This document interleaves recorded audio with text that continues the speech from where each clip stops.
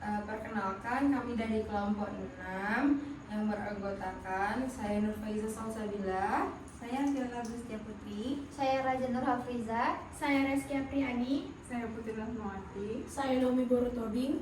silakan menyaksikan. Selamat menyaksikan. Kita bahas apa nih guys hari ini? Bahas apa ya? Oh ya Vi, Emangnya? buka dong laptopnya. Jadi hari ini kita bahas apa, Put? kayaknya ya kita harus bahas tentang proyek Desa Tangguh ini deh. Karena aku rasa proyek ini bakal gagal kalau kita cuma lihat dari angka, padahal orang di lapangan itu beda. Nah iya, bahkan waktu kemarin aku pulang kampung, ibu-ibu di desa kampung aku itu, mereka nggak pernah dilibatin pas perencanaan itu. Oh iya Za. Iya. Oh my god. Padahal yang paling ribut nyari air, paling panik kalau banjir, ya perempuan. Iya. Benar banget. Ini nih yang namanya gender gap di sini guys. Datanya bilang semua aman, tapi realitanya nggak sama. Gimana dong? Nah, makanya proyek ini tuh kena kritik. Kurang dengar suara perempuan ya kan sih? Ya kan nggak sih? Iya sih. Tapi nih Za, ngomong-ngomong menurut Iza tentang proyek ini gimana sih? Tapi teknorat itu fokusnya kan data. Mereka tuh melihat angka dulu tak sih? Nah, maka dari itu usulan aku sih kita gabungkan dua pendekatan ini. Nah, itu siapa tahu bisa jadi solusinya. Tapi seharusnya sih bisa jadi solusi ya, Eme. Ya kan? Ya nggak sih? Ya Iya. kan? Ya udah, dari situ kita gabungin aja dua pendekatan ini. Oke nggak? Oke banget. Hmm.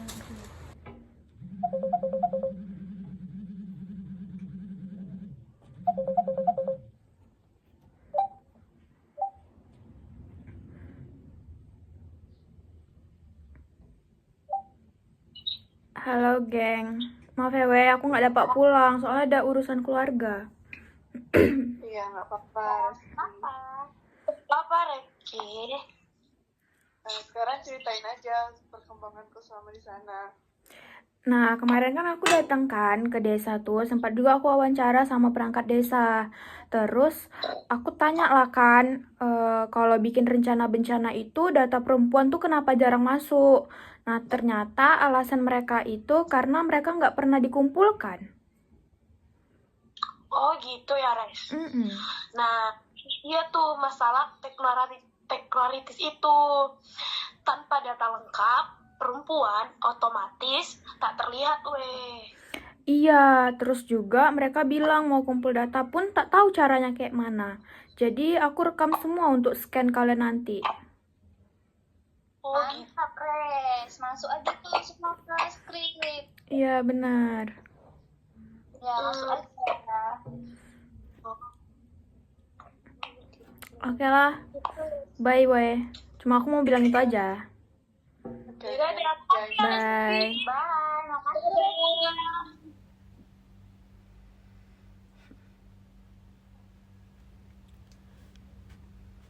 Perempuan paling terdampak, tapi juga paling jarang diajak bicara.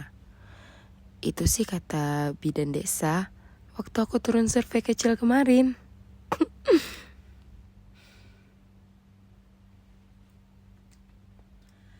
Kalau dilihat, kalau ini digabung dengan analisis teknokratik, harusnya sih bisa tahu ya area mana yang perempuannya itu paling berisiko.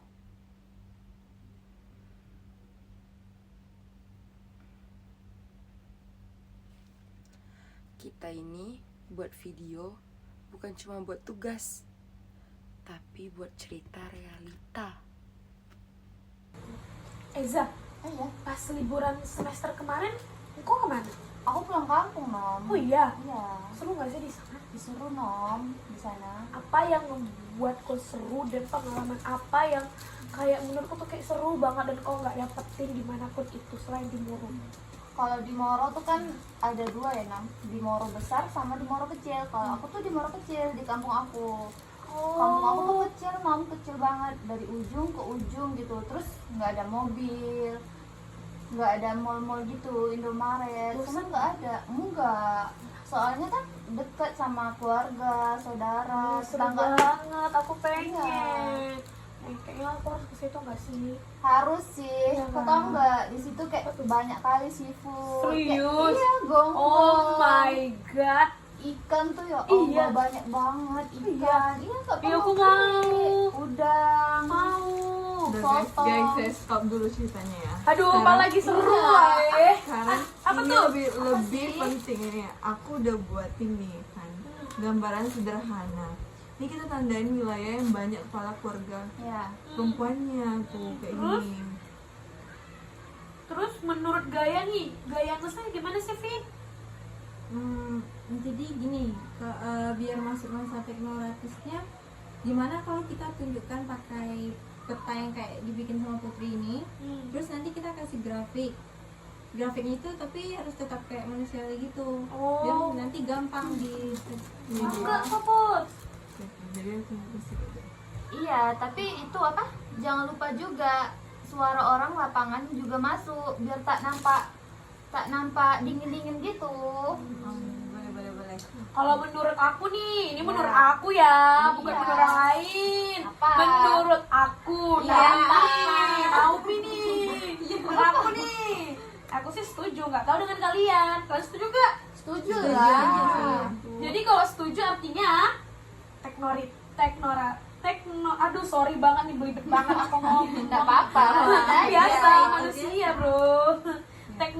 Tekraritas sama dengan Teknoratis. apa sih? Baru bangun tidur ya. Tante. Apa sih? Teknokratis Ya. sama dengan data. Ya. Habis itu apa, Za? Apa ya? Peta lah. Aduh, Iya, peta dan Oh, perhitungan. aku nggak tahu. Nah, menurutku juga di gender itu sama dengan cerita orang-orang, tapi cerita orang-orang yang benar Ya. dan sebenarnya, bukan yang kita ngada-ngadai ya weh. Ngarang-ngarang gitu ya. Oke, berarti fix kita gabungin ya. Gabungin aja Put. Gabungin aja Tasik. Tapi kayak gitu lebih bagus nggak sih ya?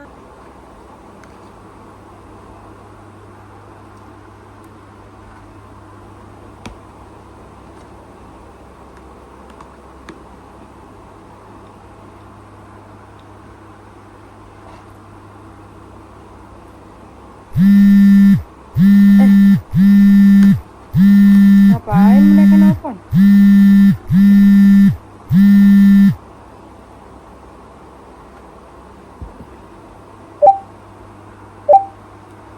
Halo guys.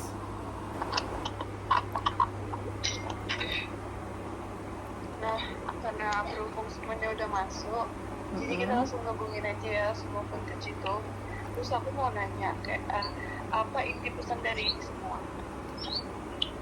Menurut aku ya intinya itu bahwa pembangunan tak boleh hanya bergantung pada angka aja. Tapi juga nggak boleh tanpa data, harus seimbang. Nah, terus tuh gender juga bisa melihat siapa yang terdampak dan teknokratis itu bisa memastikan rencana itu tepat dan efisien. Nah, kalau dua-duanya sejalan, proyek kita tangguh bencana itu boleh berhasil. Nah, itu pesan besarnya. Oh, Kayak gitu. Ya. Oke deh, kayaknya bagus deh itu. Iya. Iya, aku. Oke deh, bye. Bye. Setiap rencana pembangunan bukan hanya soal data, bukan pula sekedar cerita. Ia adalah pertemuan antara logika dan empati, antara perhitungan teknis dan suara yang sering tak terdengar. Disinilah pendekatan gender dan teknokratis bertemu.